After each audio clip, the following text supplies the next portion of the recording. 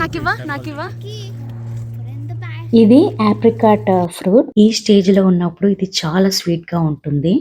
And మీకు తెలుసు కదా, దీంతో ఆప్రికాట్ డిలైట్, జామ్ ఇలా చాలా రకాలు చేసుకోవచ్చు. చిన్న ఫ్రీ హార్వెస్ట్. ఇది మా ఇంట్లో కాదు, అట్లా అని యూపిక్ ఫార్మ్ కాదు. ప్రతి ఇంటికి ఇక్కడ హోమ్ స్కూల్ అని ఉంటుంది కదా, అలా మా హోమ్ స్కూల్ వాకబుల్ డిస్టెన్స్. ఎప్పుడు వాకింగ్కి వచ్చినప్పుడల్లా దీన్ని అబ్జర్వ్ చేస్తూ ఉంటాను, ఎప్పుడు పండుతాయా కోసుకుందాం అని చెప్పి.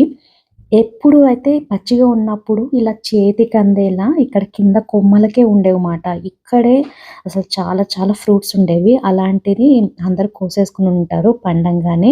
సో ఇప్పుడు అలా పైనుండి పోయినాయి, వీటిని కోసుకుందాం అని చెప్పి అంతా ఇంకా టూల్స్తో వచ్చేసాము. ఒక ల్యాడర్ పట్టుకున్నాము.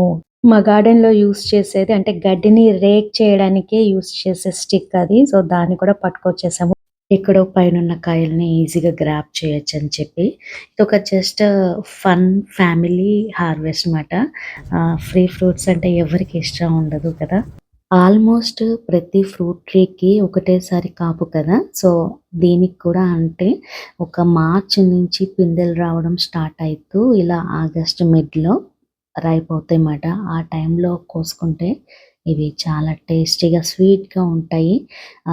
స్టార్టింగ్లో ఇది గ్రీన్ కలర్లో ఉంటుంది, ఇలా పండినప్పుడు కొంచెం ఎల్లో కలర్లో టర్న్ అవుతూ ఇంకా బాగా రైపోయినప్పుడు ప్యూర్ ఎల్లోలో ఉంటుంది. అది అయితే చాలా జ్యూసీగా ఉంటుందన్నమాట. మనకి కోసుకోవడానికి కుదరదు, అది జస్ట్ అట్లా మొత్తం కాయ కాయ నోట్లో పెట్టేసుకుని తినేయడమే. చాలా జ్యూసీగా ఉంటుంది, చాలా స్వీట్గా ఉంటుంది. ఇక్కడ ఈ చెట్టుకి ఎవ్వరు ఏమి ఎరువులు నీళ్లు పోయడం ఇలాంటిది ఏమీ ఉండదు, కానీ ప్రతి ఆకు ఫ్రూట్ అన్నీ చాలా లైక్ ఫ్రెష్గా ఎలాంటి పెస్ట్ లేకుండా పెరుగుతుంది. మనం ఇంట్లోనేమో ఎంత ట్రై చేసినా ఏదో ఒక ఆకులకి పెస్ట్ రావడం జరుగుతుంటుంది. సో అదంతా పక్కన పెడితే నేనైతే ఇంకా కోద్దాం అని అనుకుంటూ ఉంటాను. మా వారైతే చాలు అని ఆపేశారు. సో ఎట్ లాస్ట్ ఒక బుట్టలో హాఫ్ ఒక 20 ఫ్రూట్స్ వరకు కట్ చేసుకున్నాము. మిగతావి వేరే వాళ్ళకి వదిలేద్దామని చెప్పేసి.